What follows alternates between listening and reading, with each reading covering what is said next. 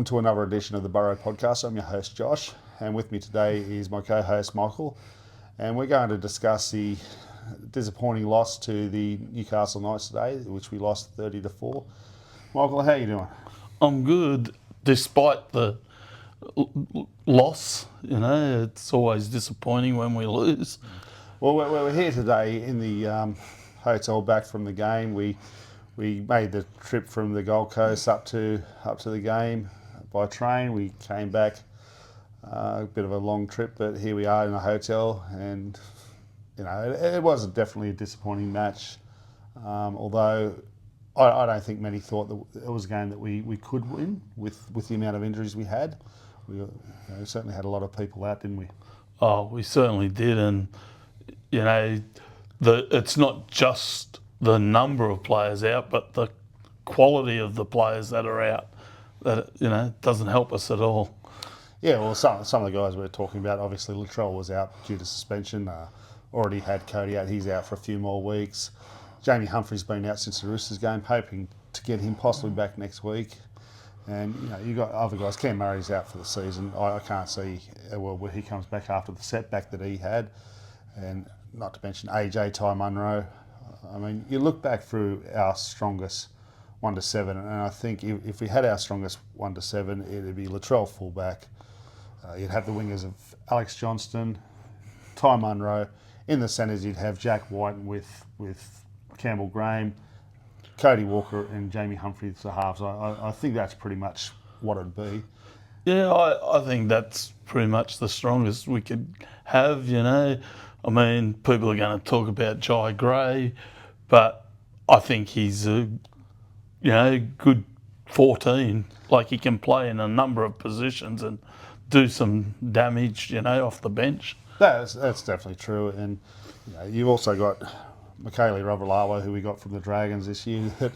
Again, another one that was injured. So there's a lot of injuries there. And when you look at our best 7, the only one available today was Campbell Graham, and he played out of position. He was playing on the wing. They did that last week against the Storm, and I spoke about that last week in the podcast with Cody. And this week again, they put him on the wing. What did you make of that? Oh, look, I mean, last week I thought it did pretty well, up against the Melbourne big wingers, very good in the air.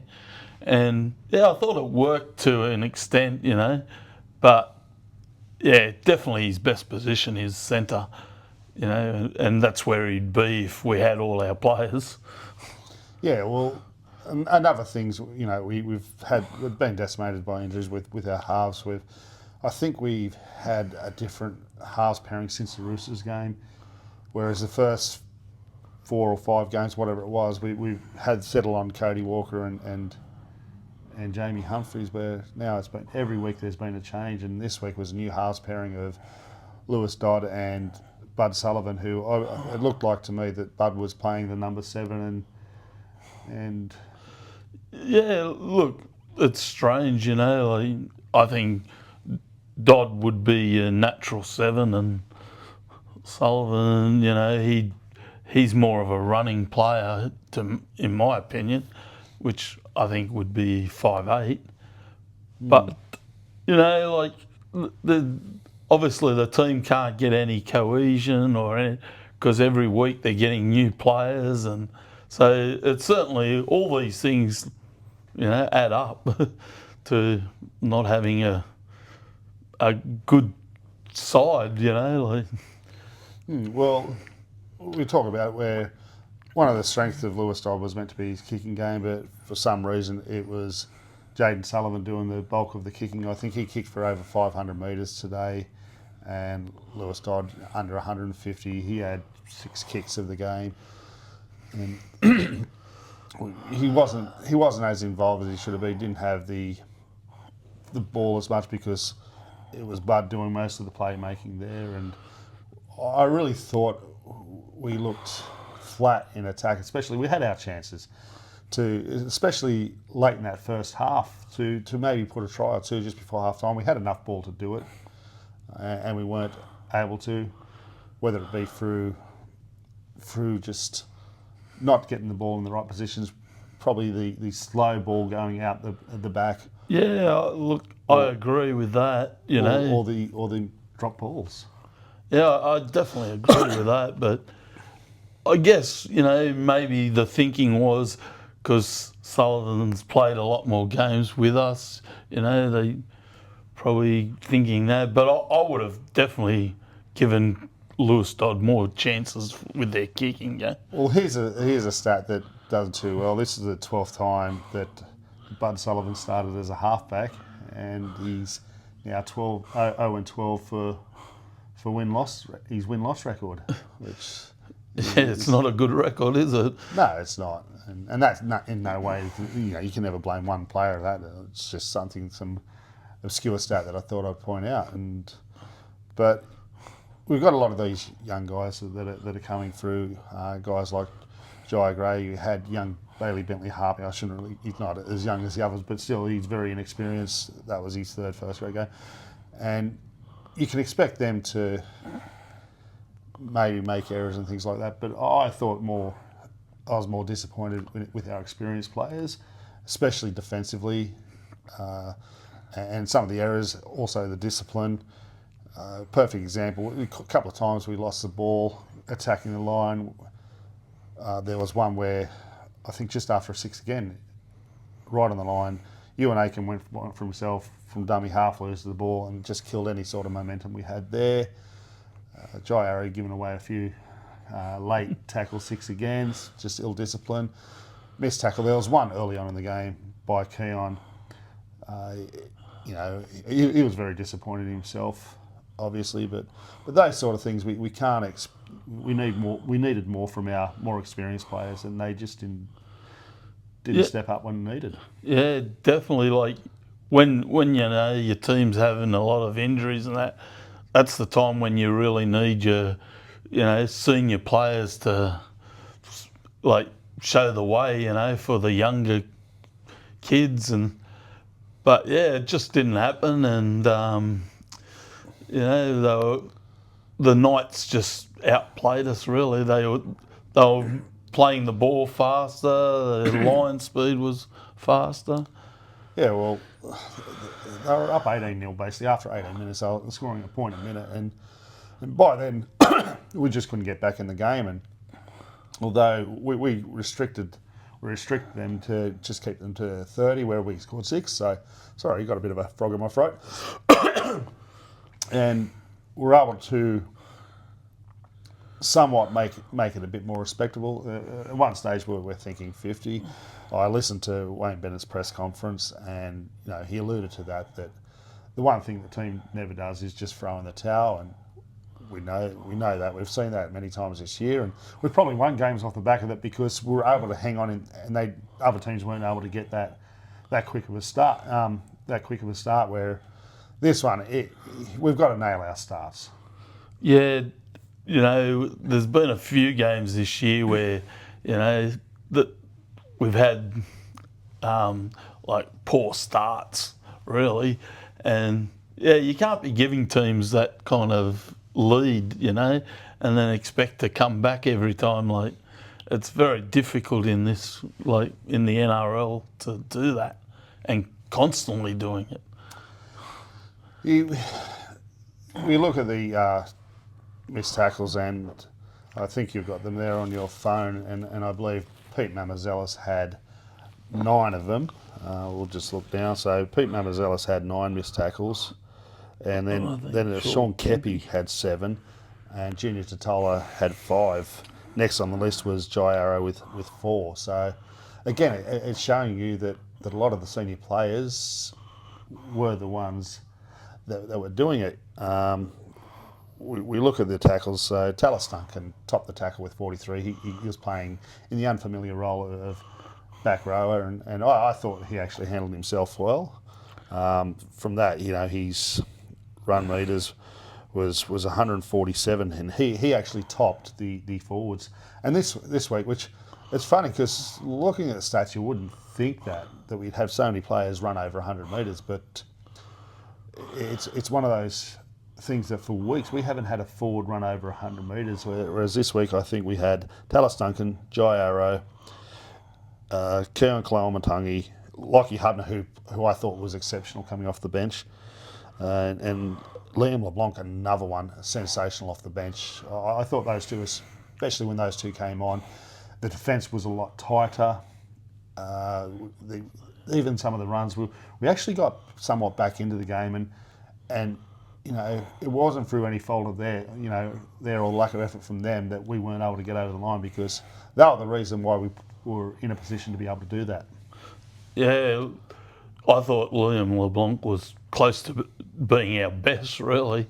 Like, when he came on, the enthusiasm and the efforts and that were lifted, I thought, and he seemed to lift a lot of the other players too at that time, just with his work rate. Reading those stats between Lockie and Liam, that didn't surprise me. I mean, they ran for Lockie 137 and Liam 113 metres. That was from 12 hit-ups from Lockie and 15 hit-ups from Lockie and 12 from Liam. Now, it's going to be hard now to drop Liam.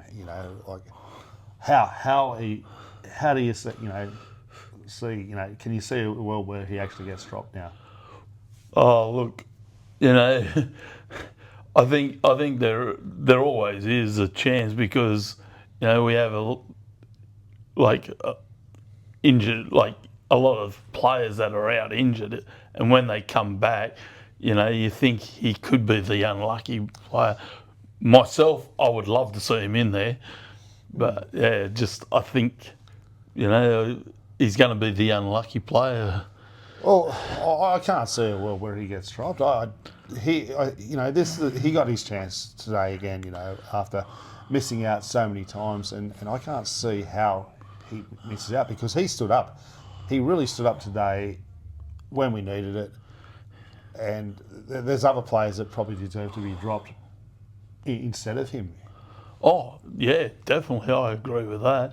But I guess that's going to be up to Wayne who he chooses, but and he's been doing this job for a long time. Well, a couple of injuries to come out of the game. It was reported that Jai Gray, it was a cork. Touch and go whether he's available next week. However, we do get Latrell returning as well, so that'll be a major boost.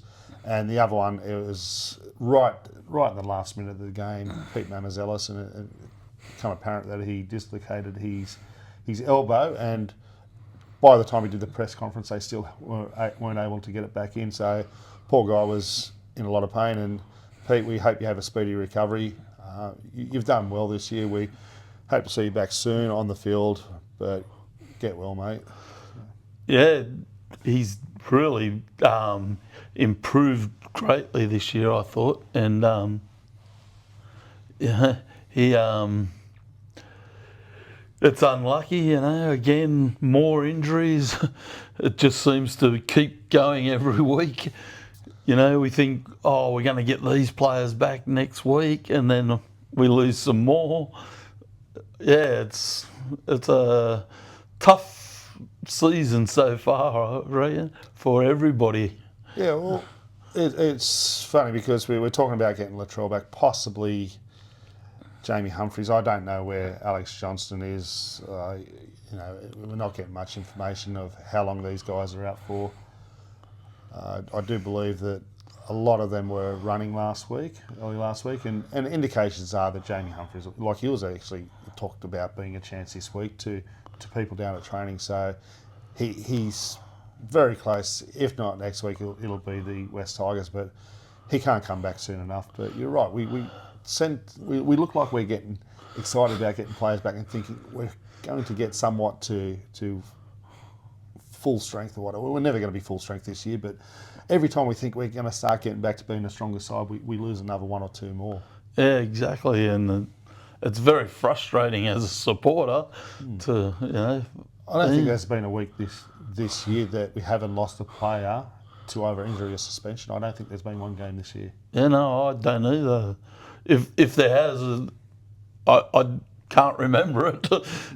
all I can remember is, every week somebody's gone missing, through suspension, through injuries. But it's difficult to, sort of see all these injuries happening, knowing full well that if you got your full strength side there, we can compete with these teams.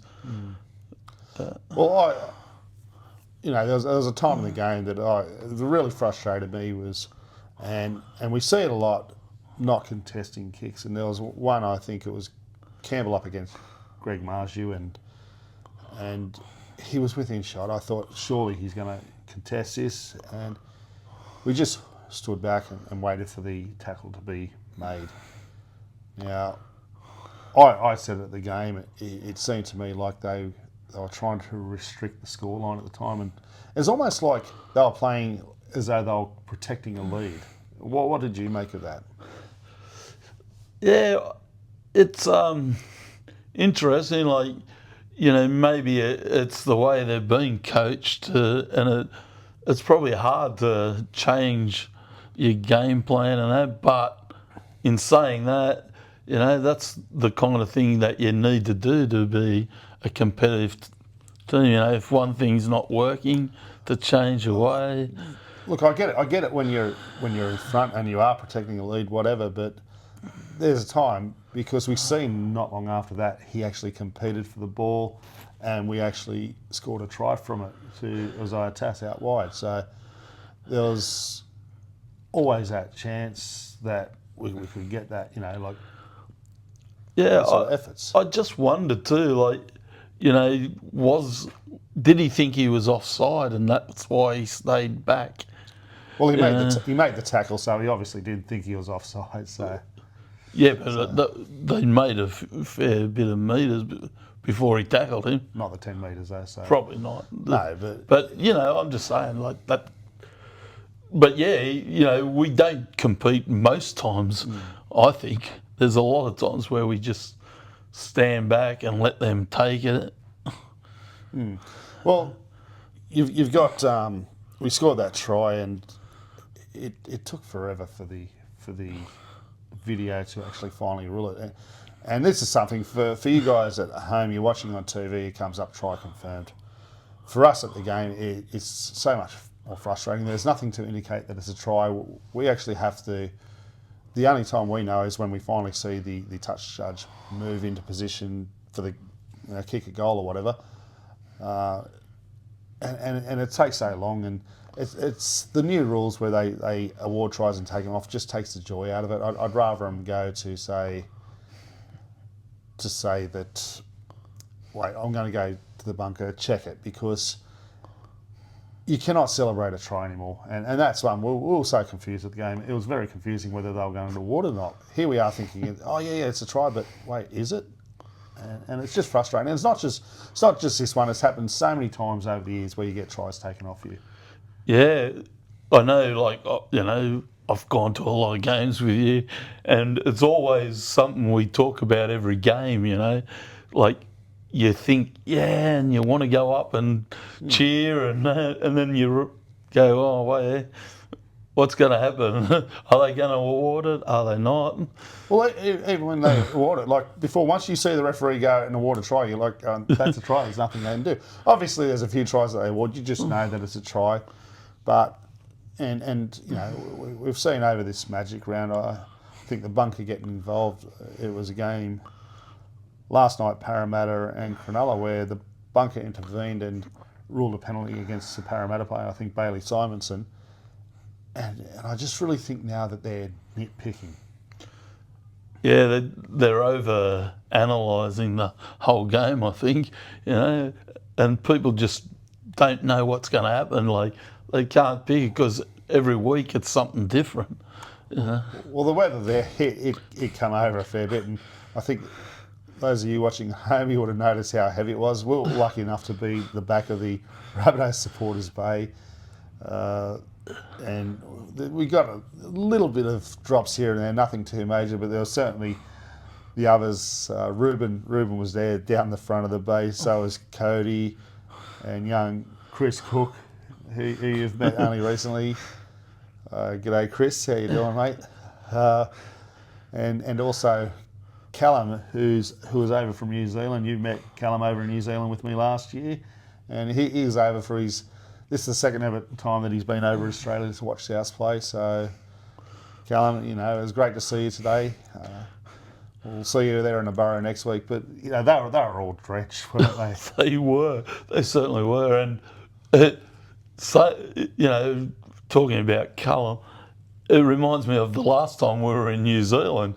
It was the same kind of weather, and we were the ones out in the. Although that was a much different result. When you getting that wet and you're winning, you kind of it's all good, but it's a different story when you're feeling miserable and losing.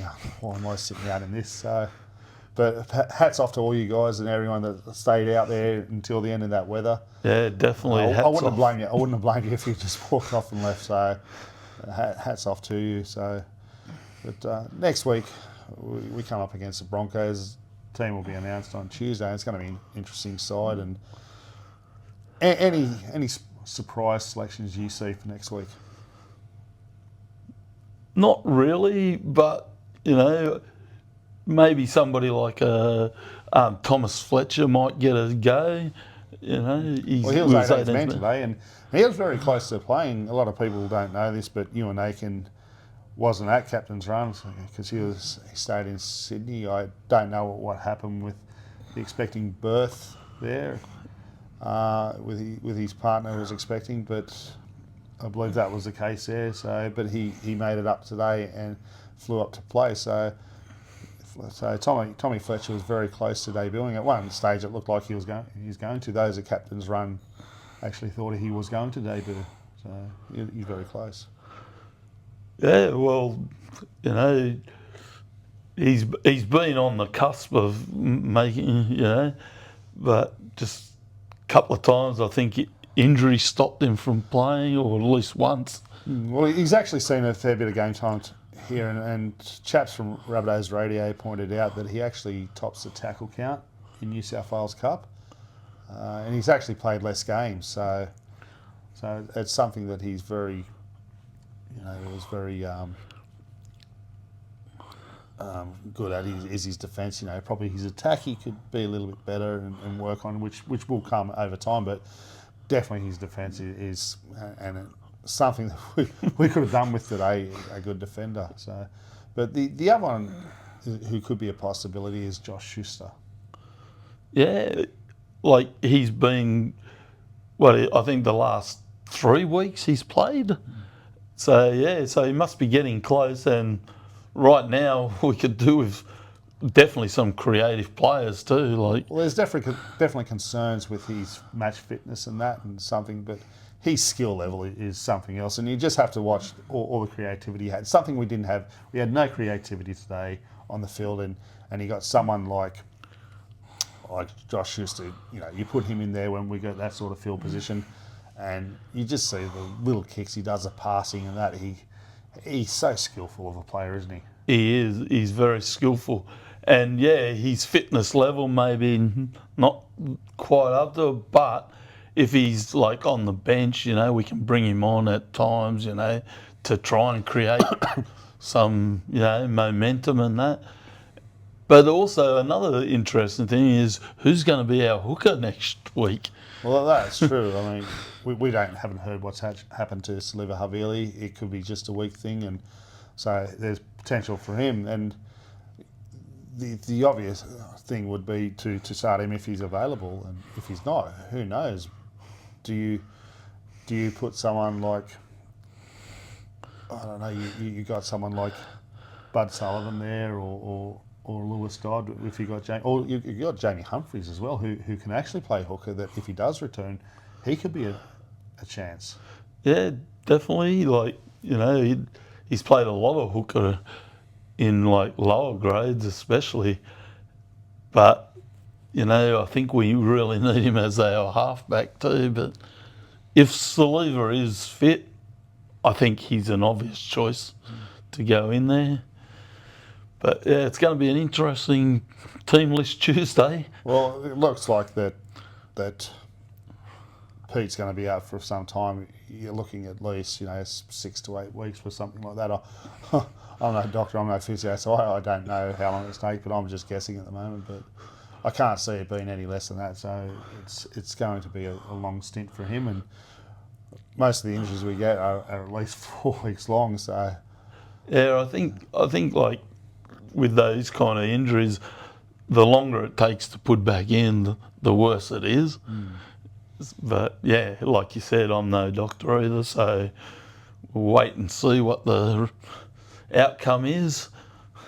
But once again, it's not good. More injuries. So.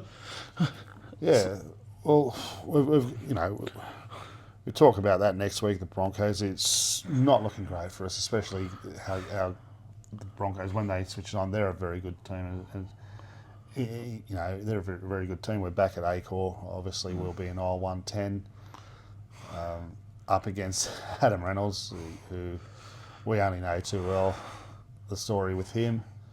But we're looking like we're not really getting many back. It's going to be hard to see what the side they do pick. The other thing I want to point out is having Fletcher Myers on the bench. I don't know about that. I really think we need more of a utility. But he came on, and it was quite an interesting thing where he came on, and the ball's gone out to the wing, and he's only just coming on the field, and he had to quickly run to pick it up to get to the ball, and almost made a break from it. So it was quite interesting that he wasn't even on the field when that ball was getting thrown, and he quickly had to run on to get it. And he was right into the action. You'd never seen a guy come off the bench get so quickly into the action, could you? But No, that was very interesting. Had he have, been on the field like a little bit earlier, there's a good chance, he could have almost scored a try, really. If he had been on there to take it on the full. Well, not to be. Well, does he get a start next week on the wing? Oh, I guess he is a chance, but it depends on who's available, I guess, like who becomes available. If AJ or whatever, or Ty Munro, if he... Well, Tyrone's, I believe he's another month away. Yeah, he probably is, but it all depends on who's available, I guess, in the long run. But he's definitely a chance. I mean, we're running out of troops, so anyone's a chance. Yeah, well, it'll be interesting anyway to see what happens. So, but that's about enough for today, and Magic Round, and just your quick thoughts on Magic Round. Oh, it's a good concept, I guess, in a way, like getting all the teams there, and it's good for for Brisbane, obviously. Like, gets a lot of people come and that, but... I love the celebration of rugby league, and just today, walking up from Roma Street Station, walking up with the crowd, and then you come to Caxton Street and just listen to it. And as soon as you cross the road from Caxton Street, just that set of lights, the Warriors fans in that pub, that was great to listen to there. It was, wasn't it? It was absolutely unbelievable. Like they just, and they were loud, and yeah, it's something all club supporters would like to feel that kind of passion and that. And so yeah, even as a non-Warriors supporter, you could feel that. Oh, it is, and they had a win tonight, so they'll all go home happy or whatever. But anyway, that's about enough for tonight. Anyway, like you to like and don't forget to like and subscribe. We're also going to be having some more of those Burrow scarves available next week at the Broncos game. Come see me. There's only a few left, so don't miss out on those. Make sure you get behind the boys next week against the Broncos. For now, I'm your host, Josh, and this is my co-host, Michael. Go the Bunnies. Go the Bunnies. South Sydney!